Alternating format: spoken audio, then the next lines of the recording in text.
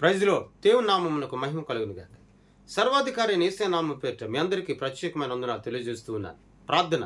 కృపమయుడ, కృప కలిగిన దేవానికి స్తోత్రం. ఈ రోజున ప్రత్యేకముగా ఈ మాట ద్వారా ఆదరించండి. ఈ మాటలను వినుటకు ఆసక్తిని దయచేయమని నడిపించమని యేసయ్య నామమున అడుగుచున్నాము తండ్రి, ఆమేన్.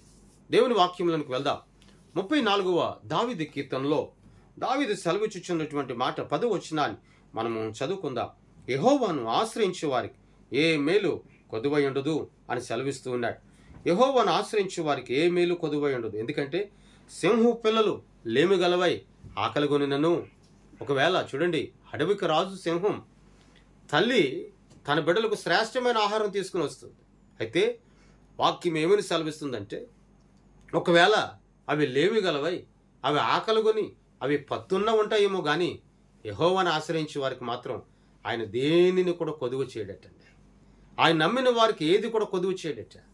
ఆయన ఆశ్రయించిన వారికి ఏ మేలు కూడా చేయక మానడటండి. ఎందుకంటే సంపూర్ణమైన కృప నీ పట్ల, నీ కుటుంబం పట్ల ఆయన కనపరుస్తూ ఉన్నాడు. సంపూర్ణమైన ఆదరణ నీ పట్ల, నీ కుటుంబం పట్ల కూడా ఆయన దయచేయచ్చు ఉన్నాడు.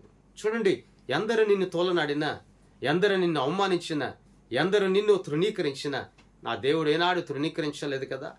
ఆయన కృప నిత్యము నీతో ఉంచాడు. అందుకే అంటాడు, యెహోవాను ఆశ్రయించే వారికి ఏ మేలు కొదువై ఉండదు. ఎందుకంటే ఆయన ఆశ్రయించేవాడు, ఆశ్రయం పొందుకుంటున్నవాడు, ఆశ్రయమును కలుగు చేయుచున్నవాడు ఎటువంటి వాడు అంటే అన్నిటిలో సమర్థవంతుడైన, అన్నిటిలో శక్తివంతుడైన, అన్నిటిలో ప్రేమపూర్ణుడైన ఆశ్రయమునిచ్చేవాడు ఎవరంటే ఈ లోక దేవతలందరికంటే గొప్పవాడైన జీవము కలిగిన దేవుడు.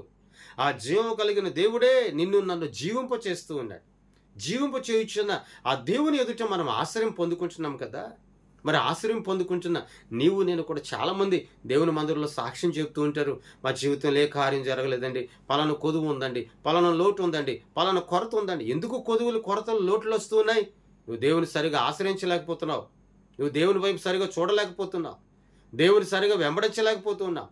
పొట్టుగుడ్డివాడు భిక్షం ఎత్తుకుంటూ బ్రతుకుతూ ఉండేవాడు, కానీ అటువంటి వానికి ఒక తలంపు పుట్టింది. ఈ రోజైనా, ఏనాడైనా, ఏ క్షణమైనా నీ మార్గము గుండా యేసయ్య వెళితే ఆయన ద్వారా నేను చూపు పొందుకోవాలి. అతనిలో కూడా ఒక ఆసక్తి ఉంది.